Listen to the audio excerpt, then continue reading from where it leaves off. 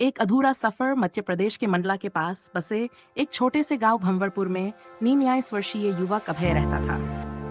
अभय बचपन से ही तेज, जिद्दी और बेहद सपने देखने वाला लड़का था। लेकिन घर की हालत बहुत कमजोर। पिता लकड़ी बेचकर गुजर बसर करते और माँ घरों में काम करती थी। अभय के मन में एक ही सपना था, मैं अपने गांव का पहला ऐसा युवक बनूंगा जो शहर जाकर इंजीनियर बने और परिवार की जिंदगी बदल दे। लेकिन हालात हमेशा सपनों के साथ नहीं चलते। कॉलेज की फीस भरने के लिए पैसे नहीं थे। इधर परिवार चाहता था कि वह पिता के साथ लकड़ी का काम संभाले ताकि घर चल सके।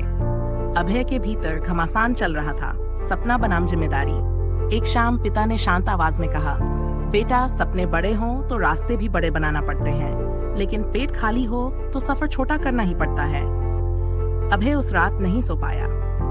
भागडू निर्णय जो जीवन बदल देते हैं। अगली सुबह अभय ने एक फैसला लिया, मैं हार नहीं मानूंगा। वह 86 किलोमीटर दूर शहर पहुंचा और पार्ट टाइम काम ढूंढने लगा। रात को वॉचमैन, दिन में साइबर कैफे में छोटे काम और छुट्टियों में ट्यूशन। धीरे धीरे वक्त बीतता गया, लेकिन परीक्षा का असली समय तब आया जब कॉलेज की पहली किस्त भरने का दिन आया। उसके पास 47,500 रुपये थे और फीस थी 250 रुपये, लगभग 22 रुपये की कमी। अब यह टूट गया।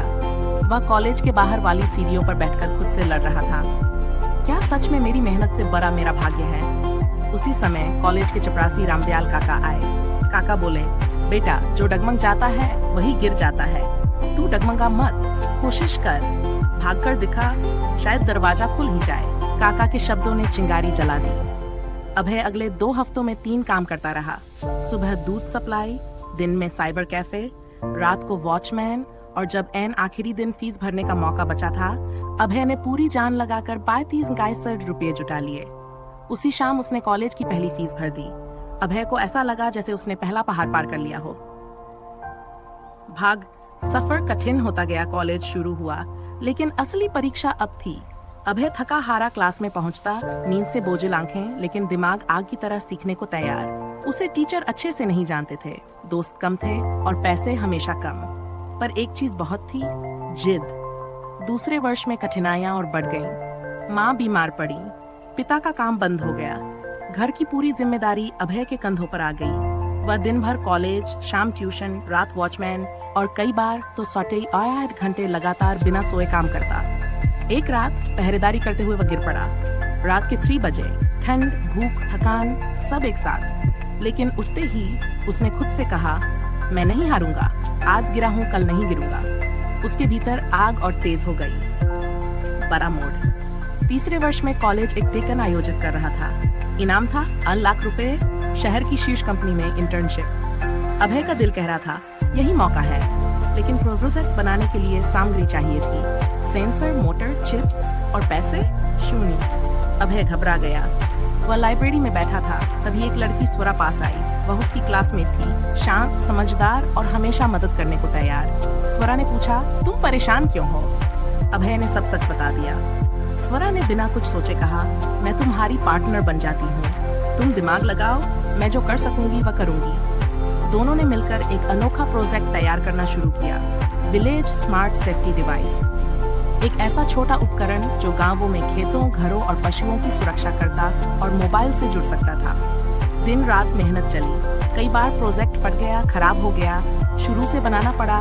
कई बार अभय खुद को खोता हुआ महसूस करता, लेकिन तभी स्वरा कहती, अगर रास्ता टूटे तो नया रास्ता बनाया जाता है, ना कि सफर छोड़ा जाता है। निर्णायक दिन, कंपटीशन का दिन आया। अभय और स्वरा दोनों नर्वस थे, पर जब अभय ने मंच पर डिवाइस का डेमो दिखाया, पूरा हॉल तालियों से गूंज उठा। गांव की समस्या, सस्ता समाधान, सब प्रभावित थे। घोषणा हुई, पहला पुरस्कार टीम स्वरा। अभय की आंखों में आंसू थे। पहली बार उसे लगा, मैं सच में कुछ कर सकता हूँ। लेकिन कहानी यहीं खत्म नहीं होती। इंटर्नशिप शुरू हुई। कंपनी ने उसके आइडिया को और बड़ा बनाकर बाजार में लाने का प्रस्ताव दिया। अभय ने कहा, लेकिन मेरे पास कुछ भी नहीं है, नन डिग्री पूरी, नन अनुभव। मैनेजर मुस्कुराया, जो आदमी भूखे पेट भी सपने नहीं छोड़ता, उससे बड़ा अनुभव और क्या होगा। 2 साल बाद अभय का गांव सेफ्टी प्रोजेक्ट पूरे देश में फैल गया। अभय ने अपने गांव में स्कूल, इंटरनेट सेंटर और स्किल लैब बनवाया। वह जहां भी जाता, एक ही लाइन कहता, सपने रखने वालों की गलती सिर्फ एक होती है, वे जल्दी हार मान लेते हैं। अगर आप रुक जाएंगे तो पहाड़ बड़ा लगेगा, लेकिन चलते रहेंगे तो पहाड़ भी रास्ता दे देगा। कहानी की सीख: कभी भी अपने हालात को अपने सपनों से बड़ा मत बनने दो। रास्ता टूटे तो नया रास्ता